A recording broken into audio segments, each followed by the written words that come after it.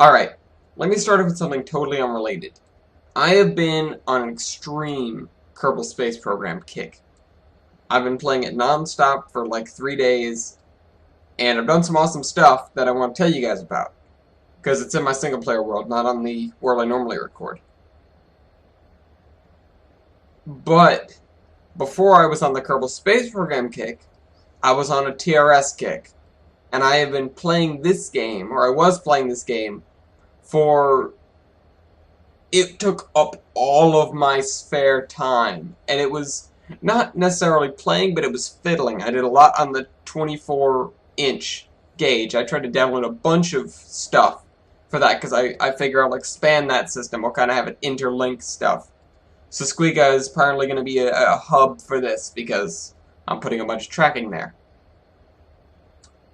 And I'd like to ask you guys tons of questions about that, and tell you guys tons of stories about Kerbal Space Program, but as usual, it's Friday, and the series that takes the most amount of time to record, I have the least amount of time to record. On another note, because I've been on this extreme kick,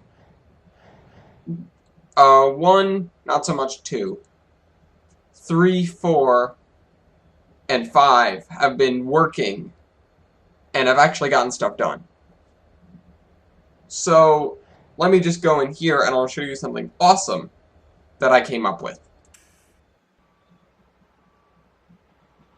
There we go. That. I know it's simple. I mean, it wasn't something I could... It's not something I was going to kick around for a long time. I still have this here. I had it just in case the save failed. But now the route is named Temeros Vale in Anaconda. I know there isn't a town named Anaconda yet, but there's a town named Empiwin that there are too many... There's another town that's named Impericu, and they sounded too similar, so I'm dumping Empiwin in favor of Anaconda. Also, Empiwin sounds weak. And this thing's back. I actually looked this up. I have a picture of what it says. It's like something that something is something in the map is no good.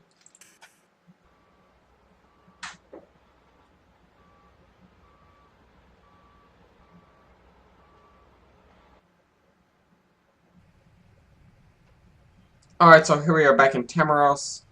I did a bunch of screwing around. Where's all the train cars? Oh, they're there. I ran some tests on the grades because I was worried about this, then I realized I believe it was a 3,000 ton, or I think it was a 3,000 ton freight. I could get 3 of these diesel engines. I think it was this one, and one other one that I just spawned in. I could take it up the hill, no problem. And then I sorted the train with that. That was the extent of my standard gauge sticking around. These guys are now full. We have box cars now, and we have a box cab, because the other one didn't have a working cab mode. And I don't want trains without a working cab mode. This comes down to here and is broken up. I think I did that earlier. But this now looks even stranger. And it's like this so that I lessened the grade. You still can't take a train up it without sticking 2 engines on it, but at least it's less impossible now. And now there's this as well. This is a little Y that I built, and this is going to go up to a town called Ollerston, which is a forestry. We still have this track that goes up here, of course. Also, this is the big thing. I did this. This was much more of a pain in the rear end than I expected it to be. And then there's stuff over here that I really need to even out because it looks weird now. I might just flatten all of this. Not flatten, but make it even with this. There's going to be a mountain here. The coal mine will be up against a rather large mountain. But this is everything I've done. Oh, why are you there? You're in the wrong spot. I got this guy, a Sandy River and Rangeley Lakes locomotive, and then I tried to get a bunch of other SR and RL stuff. None of it is optimized for TRS-06, and none of it worked. I wanted to get some passenger cars and boxcars and things, like in case someone needed to make an emergency trip and you needed the 24NG because the 36 wasn't available. Like someone needed to be transported to a hospital or something. I don't know. Oh, I got this guy too. But yeah, we have the Shay, and then we have this guy. This guy's going to be for the long distance trips. Because I can't... If someone can recommend some good TRS 2006, it has to work in TRS 2006, 2-foot narrow gauge content, that'd be really, really helpful. That's kind of what I brought you guys here for. This I fixed up. It's a little bit better now. It looks a bit better. I did the cliff face, literally not spline point by spline point, but I did it point by point, you know, with how I used to do on Geiger Mountains with like this. And now this is bothering me, so I have to change it. That's better. I did that. Didn't change anything else over here. We still have the ski jump that I haven't dropped anything off of yet. Still just a little bit of snowy mountain texture up here.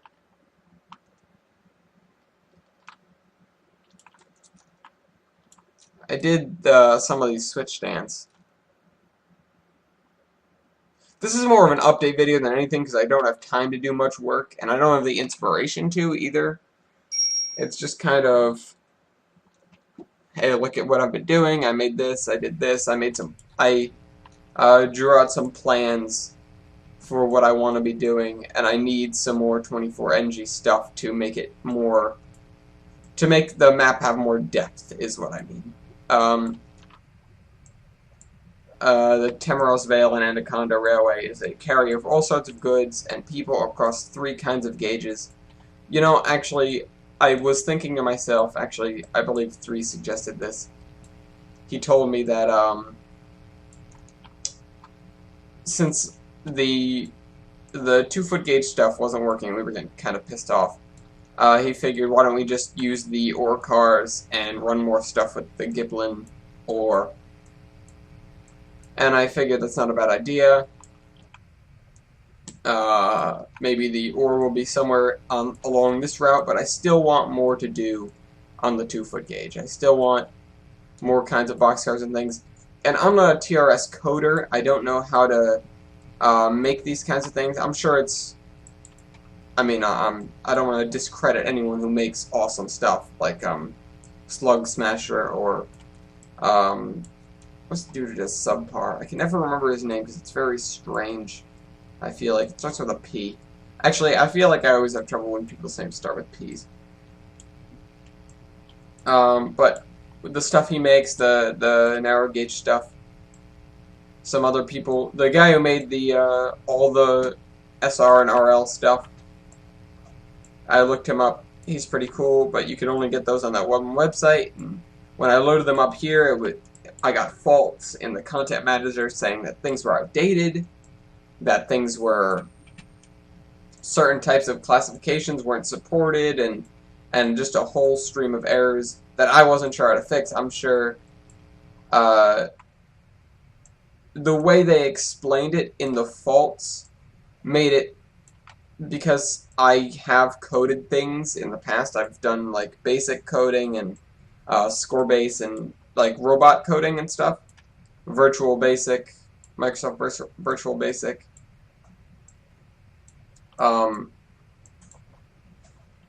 Because I've done that stuff, I looked at it and I said, oh, I think I would know what to do, but I just need to have that presented for me. I'm not sure how to do that.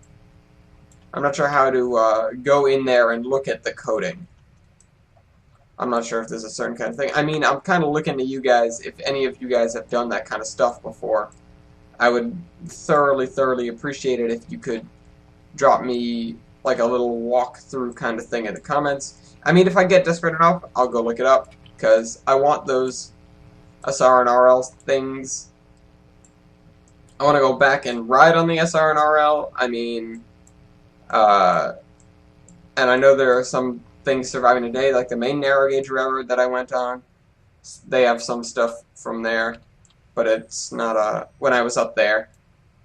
It was the wrong time of the season. I missed my mark, so I just rode on a diesel engine instead of trying to recalibrate and go again.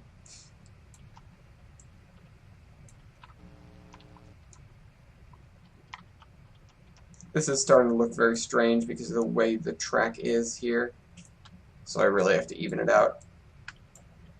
I mean, building landscapes with the track, like laying down track and making the landscape rise to where the track is easy, it's simple, it's relatively reliable and good. It gets you some nice looking mountains. I mean, these do look kind of sketchy, and I know there are ways I could have done them better, especially right here. It's just about the angle that you aim the track. I mean, I can work with this stuff anyway. Mountains are craggy, after all.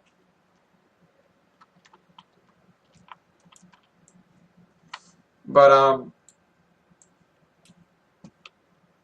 in all honesty, it's, you know what? Something just occurred to me.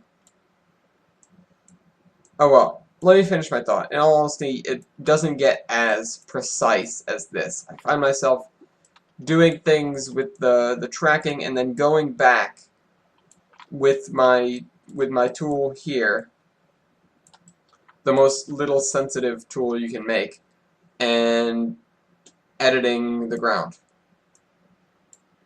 to be perfect, how I want it. And again, no problem with that. Easy, simple, good.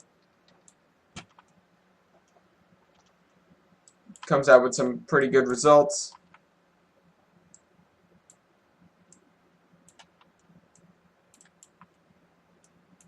And it's good for keeping things from getting too spiky. This was actually way closer to the water before. And then I moved it back because we had this really awkward shelf going on. But we have this, and I've run trains down this. It works fine. I mean, the curves are a little tight, but you're not supposed to be going too fast unless, you know, someone needs to go to the hospital.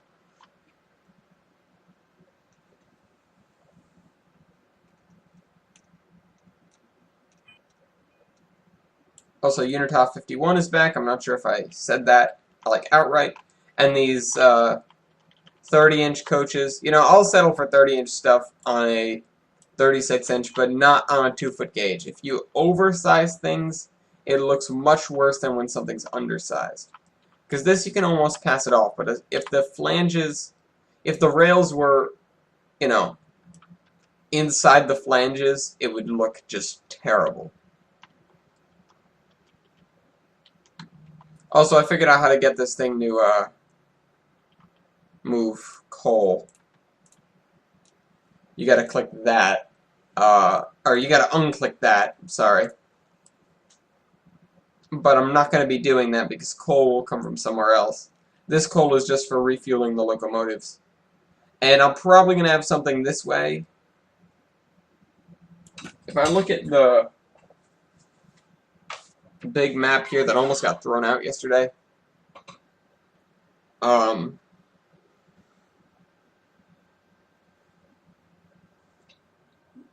not sure what exactly I'm going to do, but I think I'll have the 2-foot gauge go away from, it'll go from Ollerston, and then it'll go directly to Monaco, which is a lumber place, I believe. Let me just... Yeah, lumber mill. So it would be taking wood, but I need 2-foot gauge flat cars for that, which I think I'll be able to get, actually. 2-foot gauge flat cars are kind of common, and I have no doubt. But then we'll be using the Forney locomotive for that, because it runs a lot faster than this guy does. The only thing that upsets me about the Forney locomotive is it's not coded as a steam locomotive, it's coded as a diesel. It sounds like a steam locomotive, but it's not. They probably did this just for simplicity's sake. Didn't want to code a steam locomotive, and they wanted it to be exactly how they wanted. or they wanted it to be a certain way, and they found a diesel that would do that, and I don't know, whatever. I'm not holding it to them, I'm just saying it's something that I don't particularly love. There's going to be forests up here, by the way, and then this is going to slowly increase to that. Probably not, actually. I need to get rid of that or lower it or something, because it's not supposed to be there. In other news, everything else looks fine.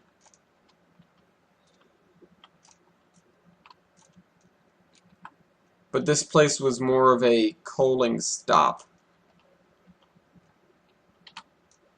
For the 36 gauge from Susqueca, or, well, going through Susqueca, it's a coaling stop because you use a lot of coal coming up from Tamaros. And I have to put another one of these facing the other direction so that I can coal up these locomotives. Other than that, it's just not much has happened. I'm going to put a Y over here so I can turn around the Forney locomotive for when I'm running them down the hill.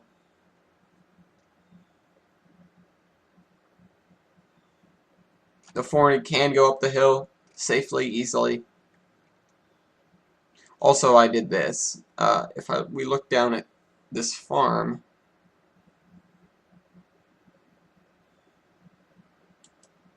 this was a pain. I put a not a switchback, I put a passing siding here and I put 2 empty coal cars. And I extended the siding a little bit so you could get a run up at this hill, because sometimes you need it. Yeah, it's damn near impossible. It's really difficult to get up this hill. Yeah, I need both of the locomotives to do it. Or maybe the Shay could manage it, but I wouldn't bet on it. Even then, bringing the Shay down is just a pain in and of itself because it takes so long to get it down there. This guy was nice, though. On another note, this thing was pretty cool. It let me move stuff around in here. Yeah, so that's the grand scheme for now. What I think I'm going to be doing is this track is going to continue. I was about to say northward, but oh, it is northward. It's northeasterly towards Caps Junction, where it'll meet up with the 36-hour gauge main line towards Modico. And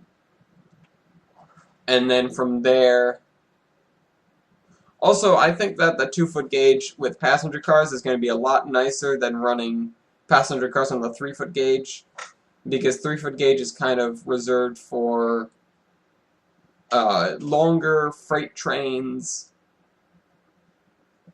and